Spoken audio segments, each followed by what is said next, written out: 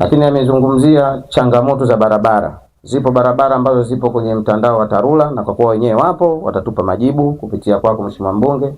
Lakini zipo barabara ambazo hazipo kwenye mtandao wa TARURA ambazo tulianza mchakato kwa kushirikiana na mwenyekiti wa kitongoji kuwashirikisha wananchi kuweza kuchanga fedha kwa ajili ya marekebisho, na hatua za awali zilishafanyika, isipokuwa bado watu wale hawajaanza kupita kuanza kuchangisha hizo fedha.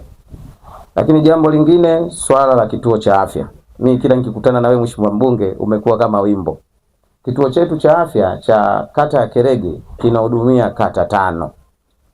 Kinahudumia kata ya Kerege, kinahudumia kata ya Mapinga, kinahudumia kata ya Zinga, kinahudumia kata ya Kiromo, kinahudumia kata ya Bunju, kinahudumia kata ya Mabwe. 6 hizo. Hichi ni kituo chetu cha afya ya kata hii ya Kerege. Na pale tulipo tuna wodi moja tu, wodi ya kina mama wajawazito. Tuna changamoto pale, hatuna wodi ya watoto, hatuna wodi ya kina mama, lakini vile vile hatuna wodi ya kina baba. Mbaya zaidi, kituo chetu cha afya kipo barabarani.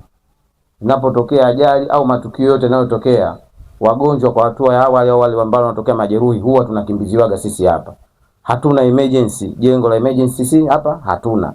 Na siku moja Mheshimiwa Mbunge ulipata bahati, kuna jambo lilitokea na mimi na wewe sana uliona ile hali halisi iliyoko pale.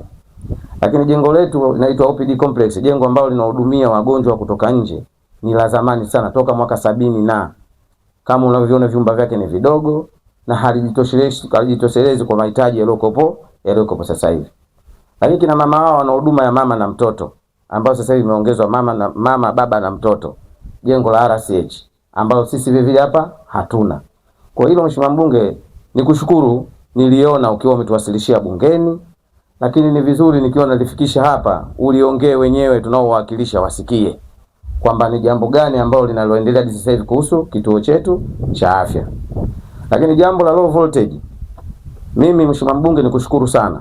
Tulipoiwasilisha changamoto ya low voltage ya kata hii ya Kerege, ulituitia engineer yule wa mkoa, ukatuitia pamoja na engineer manager wa wilaya, tukaongea nao kwa pamoja, na niliwasilisha taarifa ya low voltage kwenye eneo la kata ya Kerege, na yapo maeneo ambayo tayari wameshatutatulia.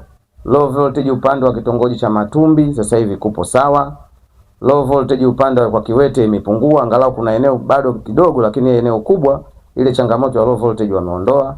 Isipokuwa walipokuja kwenye kitongoji cha Manofu nayo vile vile tumefanikiwa, na hata kule kufika mpaka hospitali Alliance huduma sasa hivi inapatikana vizuri, swala la low voltage hakuna. Kwenye kitongoji chetu cha Kitonga walipokuja wale wataalamu waliwasilisha taarifa ifuatayo. Jambo la kwanza, walisema ile transformer tuliokuwa nayo uwezo wa kuulisha kwenye eneo lote ni ndogo. Ipo maeneo hapa kati hapa.